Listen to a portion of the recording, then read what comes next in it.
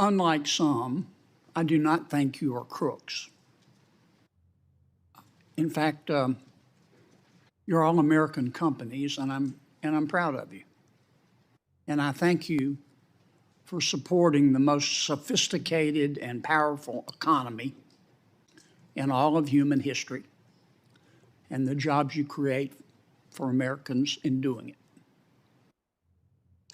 Mr. Dimon, since the last time the federal government raised your bank's capital requirements in Dodd-Frank and otherwise, have you had a depositor run on your bank? We have not. Have you failed a stress test? We have never failed a stress test, no. Have you ever reached a point where your liabilities were greater than your assets? Absolutely not. Well, unfortunately, we've had 3 banks this year that did go broke. Mm-hmm. They're mid-sized banks. You know them: Signature, Silicon Valley, First Republic. We've held hearings. In my judgment, they went broke because their management did really stupid stuff.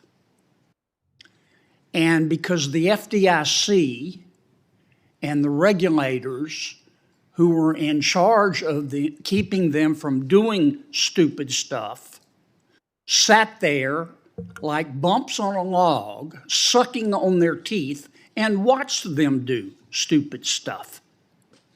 And in many cases, had to turn to you to clean up the mess.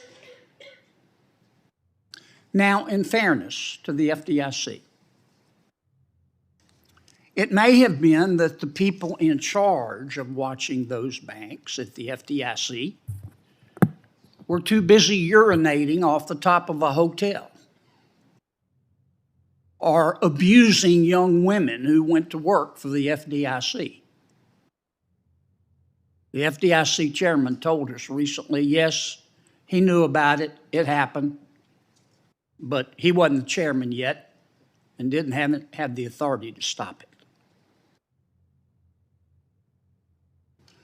Mr. Dimon, don't you find it ironic? The FDIC is now turning to you and saying, you know our track record, which is blemished at the FDIC.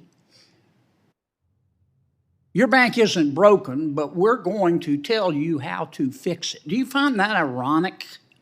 They're going to tell you how to fix it based on standards put together by bureaucrats in Basel, Switzerland, not by the United States Congress. Mm-hmm. Do you find it ironic that they're telling you this and proposing this? Isn't that kind of like being given gun safety advice by Alec Baldwin? Mm-hmm. Should I answer the question? So the major risk of those banks was hiding in plain sight, which is interest rate exposure.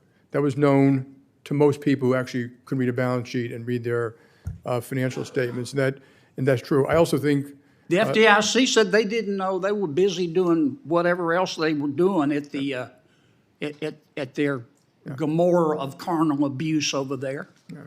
But I also do think you're making a good point that some of these rules were put in place, and some folks have mentioned here, are pushing business outside of the banking system. And to point out exactly what that is, it's almost 80% of the mortgage business today. It's half of the leveraged lending business today. And it's a bunch of other things which people don't actually see about the plumbing of the system. And I do think it's adding risk about transparency, and a very important thing about the impact. Let me stop you, Mr. Dimon, because I'm going to run out of time. How is this even legal under West Virginia v. EPA?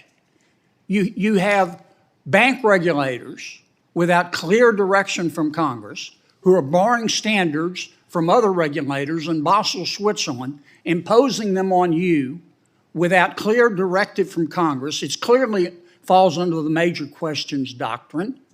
Why doesn't this violate West Virginia versus EPA? You don't have to know a law book from an LL Bean catalog to see that. Why doesn't it violate the law? Anybody?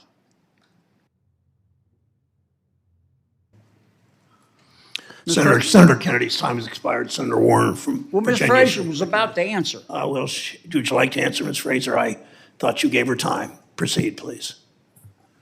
I think we very much appreciate your points of view, Senator, on this topic, and I think many of us would concur. While violations of law, we hope, are things that we will debate as a last resort, we would be prepared to do so because it's important that there's clarity in the law and that we abide by it. Thank you, Mr. Senator Warner.